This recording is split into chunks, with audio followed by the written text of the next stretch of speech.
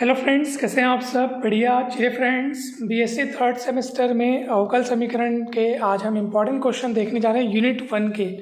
ठीक है, तो यूनिट 1 में आप सबसे पहले सिलेबस में अपन अगर ध्यान दें तो जो हमारा यहाँ पे पहला टॉपिक है contributions and biography of Indian mathematicians.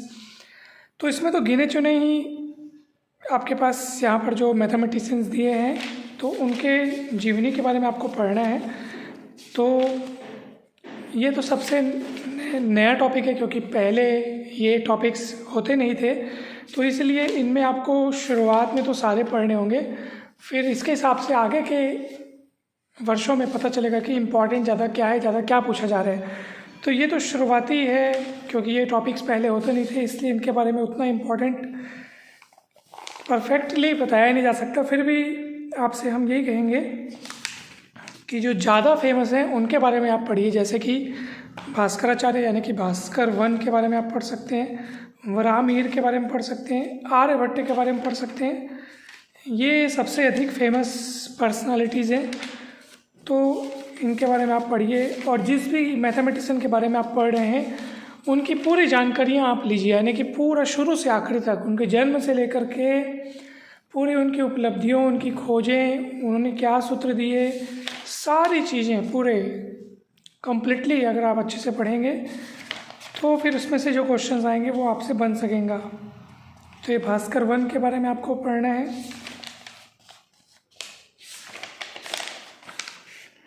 तो ये 3-4 वैसे तो बहुत सारे मैथमेटिशियंस हैं और सारे के सारे इम्पॉर्टेंट हैं क्योंकि सब ने अपने जीवन में अभूतपूर्व योगदान दिए हैं गणित के क्षेत्र में।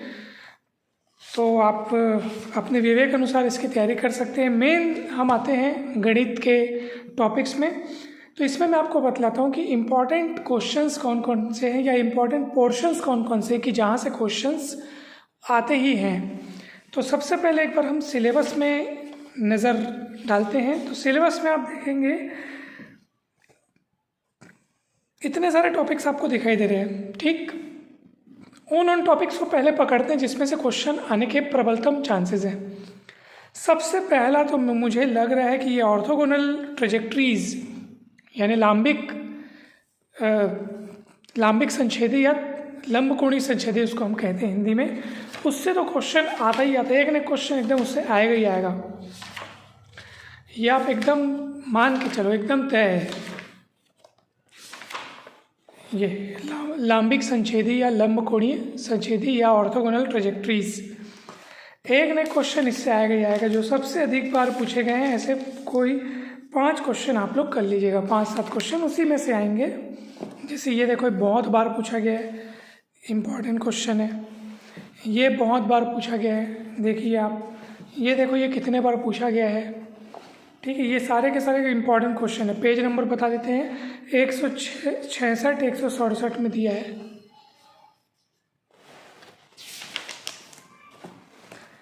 ये देखो ये पूछा गया है कितने बार, 168 पेज में दिया है ये उदाहरण 7वां। उदाहरण 12वां देखिए, प्रश्नावली से भी क्वेश्चन देख सकते हैं, उन्हीं को देखना है जो ज़्यादा बार पूछे गए हैं। उदाहरण 11वां आप देख सकते हैं, बहुत इंपॉर्टेंट प्रश्न है। ये देखिए 9 हमें पूछा गया है, ये भी पूछा गया है। मतलब सब कभी ना कभी आए हैं तो आप, और ऐसा नहीं कि एकदम से सारे सवालों को बनाना जरूरी।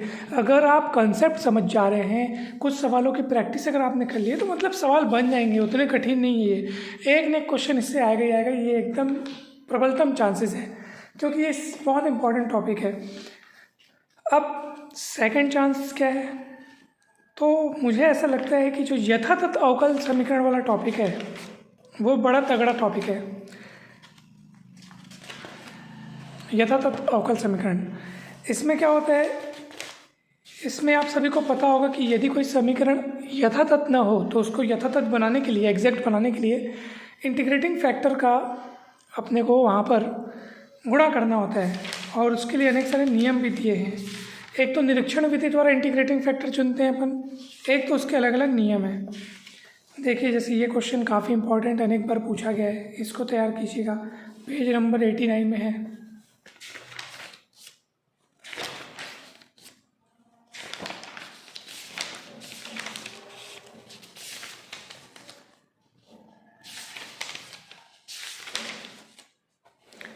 ये इंटीग्रेशन फैक्टर या इंटीग्रेटिंग फैक्टर, एक तो इसको अपन निकालते हैं निरीक्षण विधि से, और दूसरा ये इसका क्या तरीका है।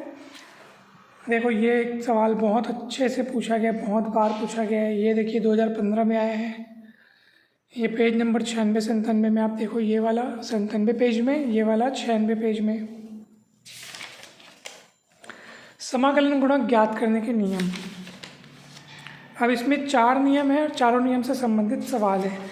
इसके लिए बहुत विस्तार से वीडियोस बनाए गए हैं, आप उन वीडियोस को देखिएगा। वीडियोस न मिले तो सीधा आप हमसे कांटेक्ट करके वीडियोस ले सकते हैं, मतलब कोई उसके लिए कोई शुल्क वगैरह नहीं लगेगा, फ्री हम आपको पूरी की पूरी वीडियो सीरीज़ हम आपको प्रोवाइड करा देंगे, ठीक है, बिल्कुल निःशुल्क है। आप हमारे व्हाट्सएप पे कांटेक्ट कर सकते हैं 8871420304 पर, और हमारे यूट्यूब चैनल्स, 2 यूट्यूब चैनल्स हैं, दोनों को सब्सक्राइब कीजिएगा, मैथ्स मास्टर मुकेश और मैथ्स एक्सपर्ट मुकेश, दोनों चैनल्स को आप ज़रूर सब्सक्राइब कीजिएगा।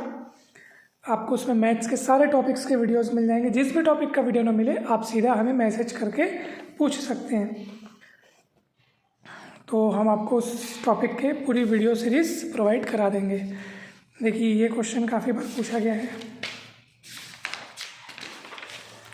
तो इम्पॉर्टेंट की अलग से कोई पहचान नहीं है, वो जो ज़्यादा बार पूछे जाते हैं बस वही इम्पॉर्टेंट कहलाते हैं। कोई क्वेश्चन अपने आप में ज़्यादा या कम इम्पॉर्टेंट नहीं होता, उनके पूछे जाने के आधार पर वो इम्पॉर्टेंट बन जाता है, बस इतना ही तो है। फिर यहाँ पर आप देख सकते हैं 3 मेन कैटेगरी से, एक तो रैखिक अवकल समीकरण, एक तो रैखिक रूप में सामान्य यानी कि जिसको अपन बर्नौली का समीकरण कहते हैं, वो भी इम्पॉर्टेंट है। आप देख सकते हैं यहाँ पे ये बर्नौली का समीकरण, ये इससे भी अच्छे खासे क्वेश्चन पूछे गए हैं। हालांकि इसमें अभी हाल ही के वर्षों का विवरण लिखा नहीं है, लेकिन पूछे गए हैं इससे। देखिए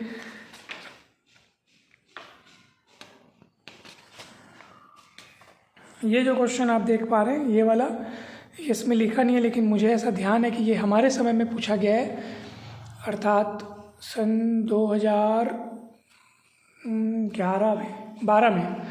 2012 में पूछा गया है ये क्वेश्चन, मुझे ऐसा ध्यान आ रहा है एकदम, ठीक है। तो लेकिन इसमें लिखा नहीं है, लेकिन इम्पॉर्टेंट है। तो देखो जो क्वेश्चन हम लोग सोचते हैं इम्पॉर्टेंट क्वेश्चन मिल जाए, अब आप देखो इम्पॉर्टेंट हम लोग किस आधार पर चुनते हैं कि जो ज़्यादा बार पूछेगा वो इम्पॉर्टेंट है। आखिर जो ज़्यादा बार पूछेगा वो भी कभी ऐसा समय था कि जब वो नहीं पूछे गए थे, कोई तो ऐसा ईयर होगा जब तक वो क्वेश्चन पूछे नहीं गए हों, तब तक वो इम्पोर्टेंट क्या नहीं थे, तब भी वो इम्पोर्टेंट थे, बस वो तब तक नहीं पूछे गए थे तो विद्यार्थीगण उनको पढ़ते नहीं थे कि भाई हाँ ये इम्पोर्टेंट नहीं है, फिर पूछने लग गए जब उन क्वेश्चंस को एग्ज़ाम में, तो वो इम्पोर्टेंट बन गए। तो देखा जाए तो कोई क्वेश्चन अपने आप में इम्पोर्टेंट या अनइम्पॉर्टेंट नहीं है।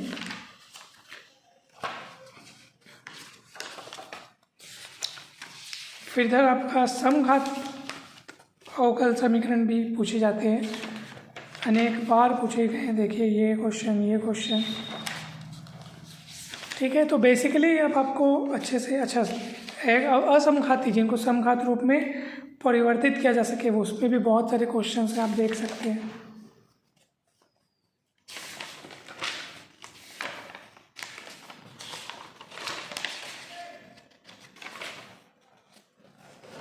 ये देखिए,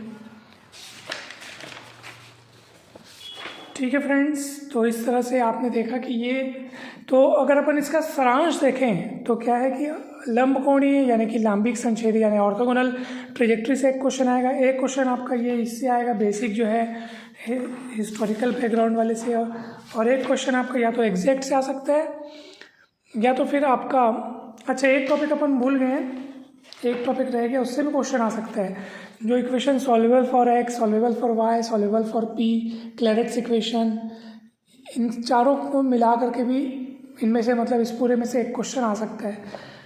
पूरी गारंटी तो दे नहीं सकते ना फ्रेंड्स, क्योंकि हम तत्वदर्शी या यूँ कहें कि भविष्यवक्ता अंतर्यामी तो है नहीं कि एग्जैक्ट बता पाएंगे, लेकिन इतने वर्षों के अनुभव के आधार पर कह रहे हैं कि एक क्वेश्चन ऑर्थोगोनल ट्रेजेक्ट्री से एकदम कन्फर्म आएगा। यथातथ अवकल समीकरण वाले से एक क्वेश्चन आएगा ही आएगा, अच्छे से इसको कर लीजिएगा तैयार। और एक आपका ये थ्योरी वाले पार्ट से आएगा, ठीक है। और बस आप अच्छे से इसकी तैयारी कीजिएगा। आप सभी को ऑल द बेस्ट, बहुत अच्छे से आप तैयारी करें। किसी भी प्रकार के डाउट हो, कुछ कन्फ्यूज़न हो, कुछ पूछना हो तो बेझिझक बिंदास आप पूछ सकते हैं फ्रेंड्स। तो जल्दी मिलते हैं अब हम नेक्स्ट वीडियो में अगले यूनिट के इम्पॉर्टेंट क्वेश्चंस के साथ।